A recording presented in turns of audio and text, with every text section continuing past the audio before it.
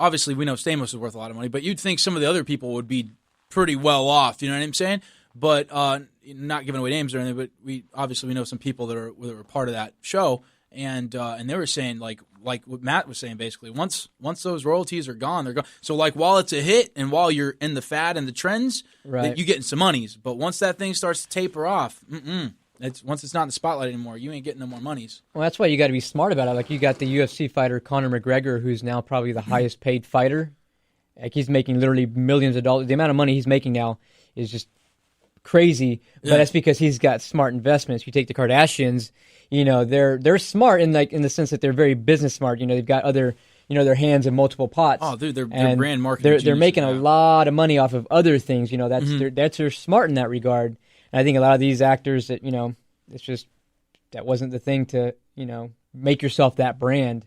Well, too, I think so. Carrie Fisher, she had like a pretty hot career back in her heyday, back when she started out. I think her first movie was Shampoo, and then she ended up getting the Star Wars gig. Which, by the way, I think she admitted too that during the what's that when you audition for a movie? I guess the audition part. I guess. Yeah. So I guess she was like messed up on drugs or something like that, and ended up screwing the director. What was his name? The director? Anybody know? The director of which one? Star Wars. Oh, here, let's look it up real quick. I keep wanting to say, I forget his name. It's not Spielberg, it's the other guy. Not George Lucas. Yeah, George Lucas. Yeah, George Lucas. Yeah. Oh. So I guess she ended up boning him as well, but she was so messed up on drugs, apparently, that she didn't even know it. I read that somewhere, or I think she said it. I can't remember where I found that out from. But anyways, I just thought that was really interesting. But, yeah, dude, she was going to get married to Dan Aykroyd at one point, believe it or not. Jeez. Yeah, dude. She missed out. She could have had like $200 million net worth if she married him. I'll bet George Lucas is making crazy amounts of money.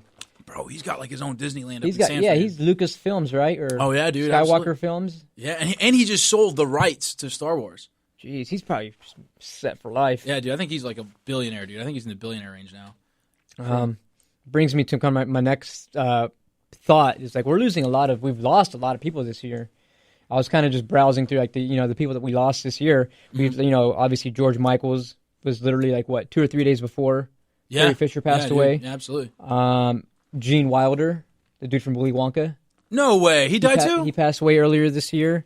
Muhammad Ali, right? He passed away. Yeah, he did too. Yeah. And then the big one, Prince. Oh man. And that's just naming a few of them that. I know that was Matt's favorite too, Prince. Ooh, everyone's putting the hashtag up. Let this year be done already. Yeah, because it's just and I feel like that's kind of like every year. Is like as you're ending, all this crazy stuff is happening. You're like, I don't know, man. Move on. I think this has probably been one of the worst years. I'll be real with you. I think it's been one of the worst years of my life, dude. I swear to God. Freaking, just like that Homeless Diary opening, rain leaks in multiple spots on my roof in the RV, then rats moved in, and, I went from sleeping in a car to sleeping in an RV to sleeping in a tent. Now John's been nice enough to let me come crash with him every now and then. But I don't think it's been that bad. It's been, obviously a lot of tragedies. Trump got the election. Oh, oh, we know how you felt about the election. It's the end of the world. I don't know, this year's been pretty good to me, I think. It hasn't been horrible. I haven't personally suffered any tragedies as far as, family or anything, thank God for that. But I don't think this year's been pretty good. Well, John, I don't know if I told you or not, but I almost had cancer. You did? Yeah, dude. I had to go to the doctor and everything, man. I had to go to one of them poor people doctors, and they cut out this mole in my ear because they thought it was cancerous. I remember that. Yeah. He wasn't even concerned, bro. He wasn't even concerned if I had cancer. That was more like a birthmark or something. That's just a deformity. It was a deformity on my ear, man. They thought it was cancerous. I could have died, John. I don't know how much of it was actual cancer, but I don't know. He's trying to say you make up things, Mick. I don't make up anything, bro. Mick does like to exaggerate, though. I don't exaggerate anything. Yeah. All right, well, again. Bunch of punks. Again, Matt's cutting us off. He's doing a good job today keeping us in line. Hey, all you fellas out there with Carrie Fisher posters on your wall, keep them because it might be worth something. All right, guys, stick around because the drama continues. We are Skull and Bones Radio. We'll be right back.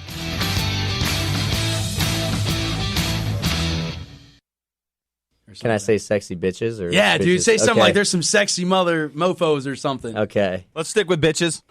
What's up? This is Sergio Gutierrez from the Clay Colton Band, guitar player in San Diego. When I get lonely and I need a little loving and I need some sweet, sweet talk, I tune in Skull and Bones Radio. Those guys rock. They're sexy bitches.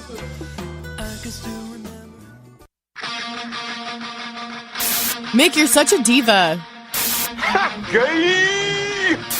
Breaking news out of Los Angeles, aspiring rock star Mick Jammersfield is now homeless and desperate in the streets of L.A. Conditions he's battling include, but are not limited to, getting all his stuff stolen, drinking his own urine, and the roof leaking in multiple spots.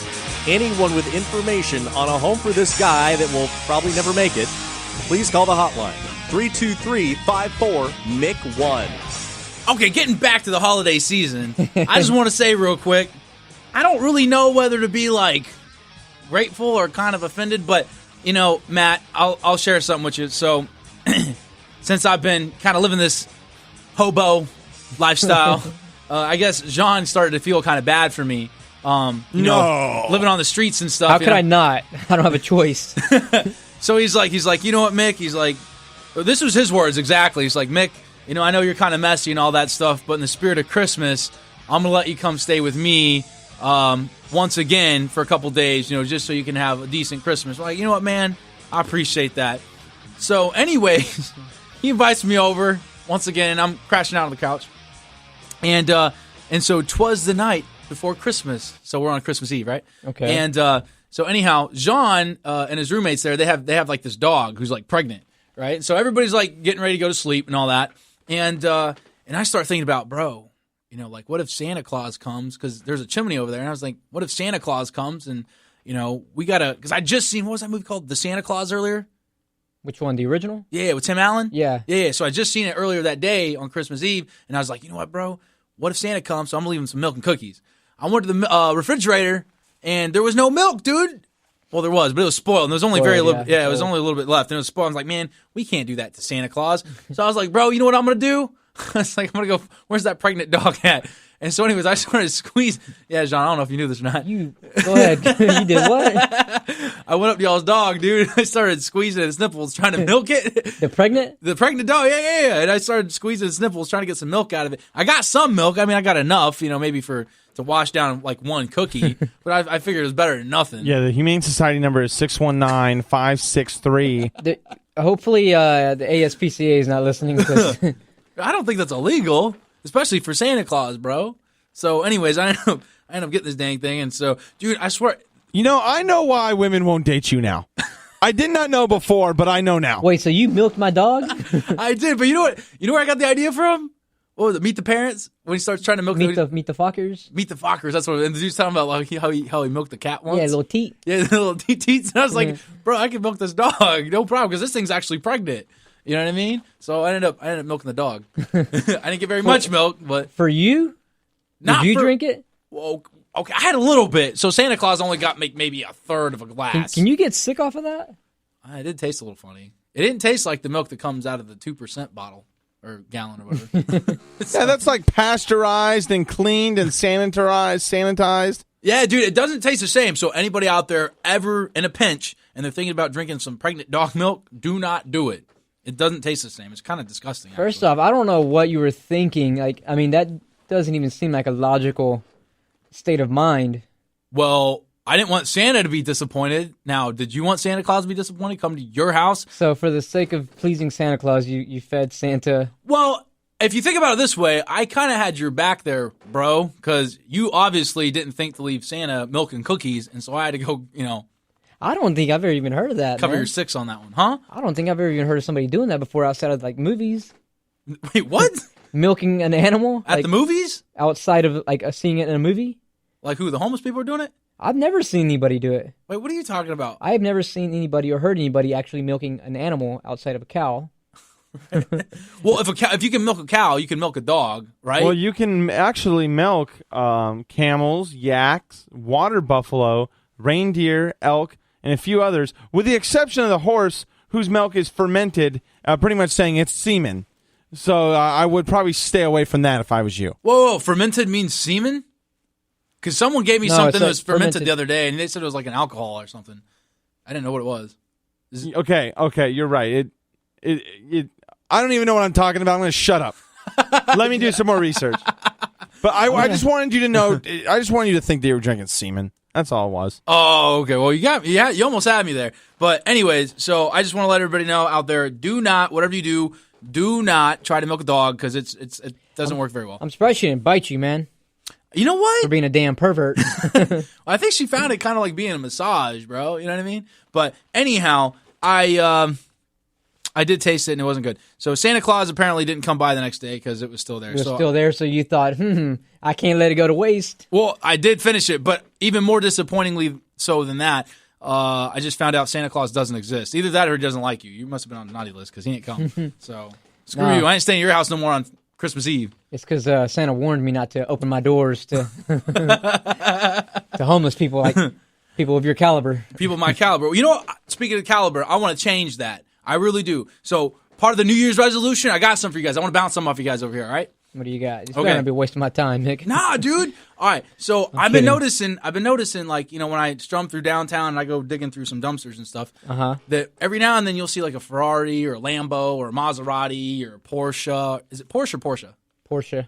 Porsche? Okay, well, Porsches and Bugattis and all these other crazy cars, right, Matt? So I'll go down there and I just notice like these chicks, bro, they just like their head like swivels, like, you know what I mean? It goes right to the car. And you guys ever notice that when you guys go out? Yeah, they all fake though. Like the exotic cars? Yeah, like these, like I mean, I don't think it matters if they're fake or not. It just even the guys will do it too. It just seems like everybody's head to be turning, like whoop, go right on that vehicle. You know what I mean? I seen them do it like a Lamborghini or like a Ferrari. So you've seen it, Yeah. So you know what I'm talking about. Okay, so this is what I'm thinking. I need y'all guys' opinion on this. So I found something when I was staying at Jean's house. I was on his iPad looking up stuff on Google, and I actually came across something that gave me a brilliant idea. Okay, so junkyards every now and then have auctions, right? And they get rid of cars that have problems, but you could probably fix them kind of cheap.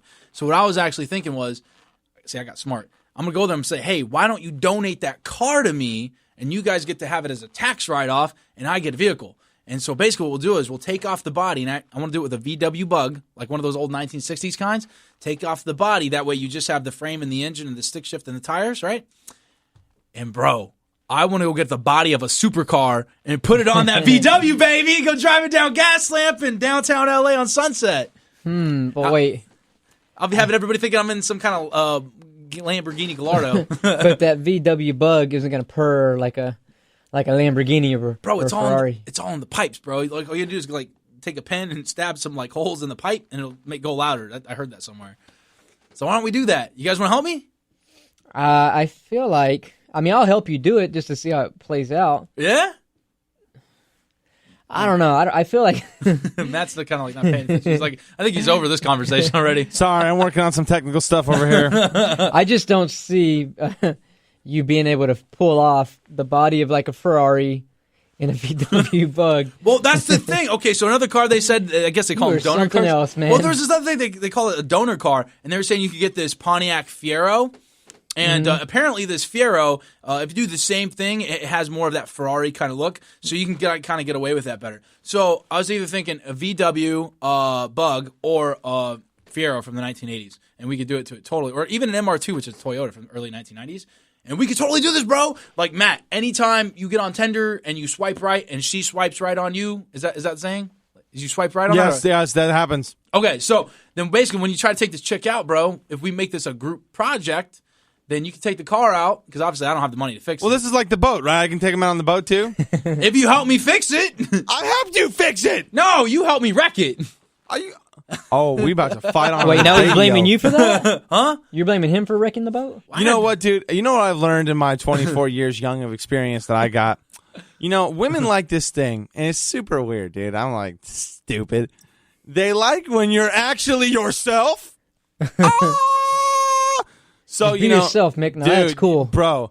Well, Look, they're only going to buy the exterior so long. Then they're going to want to get in it, or they're going to want to talk to you. Yeah, what happens when they get in that piece? I got And they're this like, "Oh my gosh, pizza." Mick, you smell like ass because you've been wearing the same clothes for 7 No, weeks." I got this all covered, bro. You got a new suit. You ain't listening to me. Okay, go again. I'm gonna go down to the Salvation Army. I'm gonna get one of those donated tuxes, from someone's wedding. That They don't you only have one donate wedding tuxes. most of the time. They don't No, donate. Salvation Army and Goodwill, they're all about.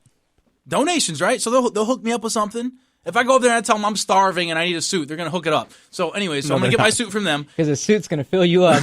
You ass. So then we're gonna build the car together, and then you're right, Matt. Eventually they'll probably figure it out. However, if I pull into downtown with a nice car, then go into the club, they're going to be eyeballing me the whole time thinking, oh, that's